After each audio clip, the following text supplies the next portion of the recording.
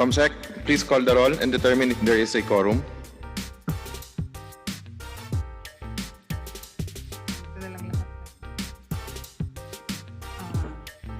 For our members present in the Zoom and plenary,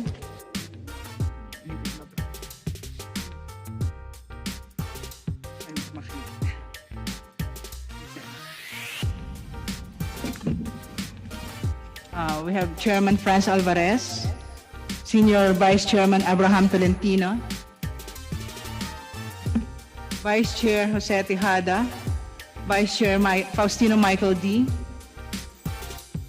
Vice Chair Jose Antonio Alvarado,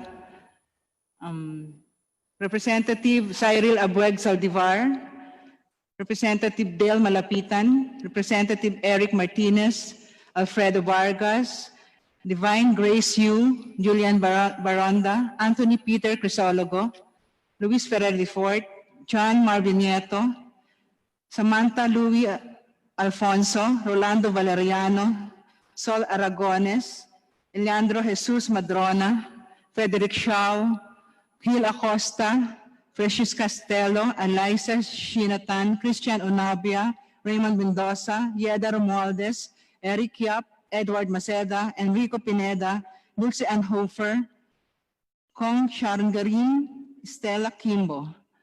For ex officio, we have a Deputy Speaker Paulo Duterte, Deputy Speaker Ferdinand Hernandez, Deputy Speaker Conrado Estrella, Deputy Speaker Pichay, Deputy Speaker Puno, Deputy Speaker Gonzales, Deputy Speaker Pimentel, Deputy Speaker Luis Villafuerte, Deputy Speaker Raneo Abu, Deputy Speaker Dan Fernandez, Deputy Speaker Henry Uwaminal, Deputy Speaker Pablo Jan Garcia, Deputy Speaker Diogracias Divis Avellano, Deputy Speaker Vilma Santos Recto, Deputy Speaker Mujib Hataman, and Majority Leader Ferdinand Martin Romualdez, Deputy Majority Leader Juan Miguel Macapagal Arroyo, Senior Majority Leader Jesus Crispin Remulla, Deputy Majority Leader Lindia Bolilia, Deputy Majority Leader Cristal Bagaching, Deputy Majority Leader Juan Pablo Bondoc, Deputy Majority Leader Christopher De Venecia, Deputy Majority Leader Bernadette Herrera D, Deputy Majority Leader XJ Romualdo, Deputy Majority Leader Wilter Palma II, Deputy Majority Leader Maria Teresa Collantes, Deputy Majority Leader Ria Cristina Fariñas, Deputy Majority Leader Camille Villar, Deputy Minority Leader Carlos Isagani Sarate, Deputy Minority Leader Shari Antan, Deputy Minority Leader Joseph Steven Paduano, Deputy Minority Leader Bayani Fernando, Minority Leader Bienvenido Avante. Other members present in the plenary, we have Honorable Janet Garin, Honorable Rodante Marcoleta, Michael Defensor, Eric Goyap, Abraham Tolentino, Elpidio Barzaga, Claudine Bautista, Francisco Datol, and Honorable Franz Castro. Yung mga nasa white, ano ba yan? In the Zoom, we have Representative Gulyas, Representative Inodi, and Lito Atienza. Lupus, wala. Ay, hindi natin siya member. Hindi natin member. No. Representative Lito Atienza is not a CLF member.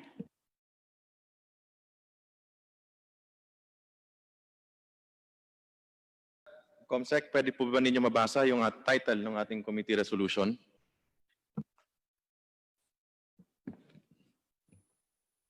Committee resolution. Resolution denying the franchise application of ABS-CBN Corporation to construct, install, establish, operate, and maintain radio and broadcasting stations in the Philippines. There was a motion. Any seconds? Any I objection? second, Mr. Chair. Any objection? There is an objection. Given that meron pong objection, we will have to divide the House para po pagbotohan natin. We have 85... Mr. Chairman, point of clarification, Mr. Chair. Kong Alvarado. Mr. Chairman, maaari po bang malaman namin kung ilang boto ang kinakailangan para po pumasa ang committee resolution? Based po sa 85 na committee members at ex-officio members na present, ang kailangan po para manalo is 43. Majority po. 50% plus 1 po. Aba. Maraming salamat, Mr. Chair. Thank you. So, ngayon po, nais po nating i-remind, we would like to remind members na pagdating po sa voting natin, that a yes vote means that a member supports the adoption of the committee resolution. Hence, a denial of the franchise application of ABS-CBN Corporation. A no vote means that a member opposes the adoption of the committee resolution and hence favors the granting of the franchise application of ABS-CBN Corporation. Mr. Chair, Kong Jonathan. tama po ba na mga miyembro at ex-officio members lamang ang maaaring bumoto sa House resolution po na pagbobotohan natin ngayong tanghaling ito? Tama po, that is correct. Mr. Chair, kung tama po yun, ang ibig sabihin po, ang pagbobotohan natin dito ay hindi yung pagbibigay ng, ang pinagbobotohan po dito ay kung umaayon ka ba sa committee resolution o hindi. Ang committee resolution, Mr. Chair, ay nagsasaad na hindi dapat bigyan ng prangkisa ang ABS-CBN. Kung sa gayon, Mr. Chairman, para po sa kaalaman ng ating mga kasamang members at ex-officio members na boboto po ngayong hapong ito, kung po kayo ay mag-yes, ang ibig sabihin po ng yes na boto po ninyo ay sumasang-ayon kayo sa committee resolution na huwag bigyan ng prangkisa ang ABS-CBN. Kung naman po tayo o isa sa atin ay boboto ng no, ang ibig sabihin po ay tumataliwas tayo sa committee resolution, hindi tayo umaayon sa committee resolution at nais po ng membro na bigyan ng prangkisa ang ABS-CBN. Tama po ba yon, Mr. Chairman? Tama, Kong Jonathan, at maraming salamat sa napakalinaw na pag-explain. Maraming salamat, Idol Chairman Chicoy Alvarez. Mr. Chairman, Mr. Chair, Kong Abante. o ibig sabihin, yung pagtanggap ng resolution na yan, hindi yung do you accept the resolution as filed or written, no? Therefore, kasama na rito yung pagboto mo if you are for the franchise or against the franchise. That's correct.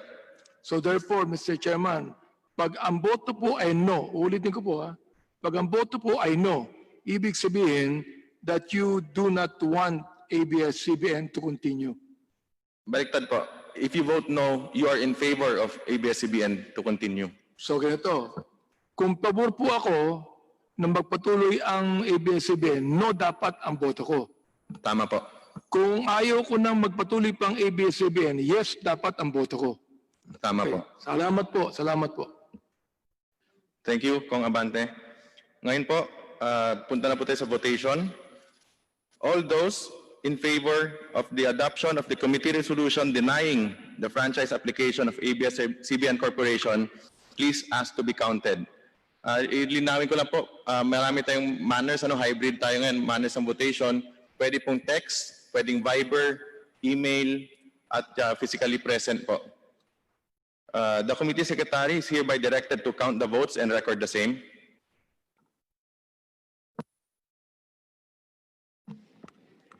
Hearing resumed. Dito na po yung report ng ating secretariat. Linawin ko lang po, 85 members ang present, 44 po pala yung majority na kailangan. So, ang nag-yes, 70. Ang nag-no, 11. Dalawang nag-inhibit, isang nag-abstain. Ayun, yun ang total. So 70 ang yes, 11 ang no. 2 nag-inhibit, 1 ang nag-abstain.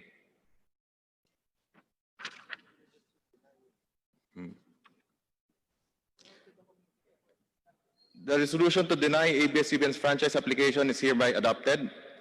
Pursuant to Section 49 of the Rules of the House of Representatives, all House bills and House resolutions relative to the grant or renewal of the franchise application of ABS-CBN Corporation are hereby laid on the table. The committee secretary is hereby directed to inform all the authors of the bills and resolutions of the decision of the committee in writing, and as far as practicable, though electronic mail within 5 days stating the reasons therefore. Mr. Chair, Mr. Mr. Chair, Kong Jonathan. point of clarification lang po. Ano po ba ang ibig sabihin ng laid on the table, Mr. Chair? Comsec. Committee secretary. Para sir na, ano na siya, kill. Maraming salamat, Mr. Chair. Ibig sabihin po, itong usapin patungkol sa pagre-renew ng application ng ABS-CBN ay hindi lang po isinantabi. Ito po ay tinapos na ngayong araw na ito, Mr. Chair. Tama po ba? That is correct.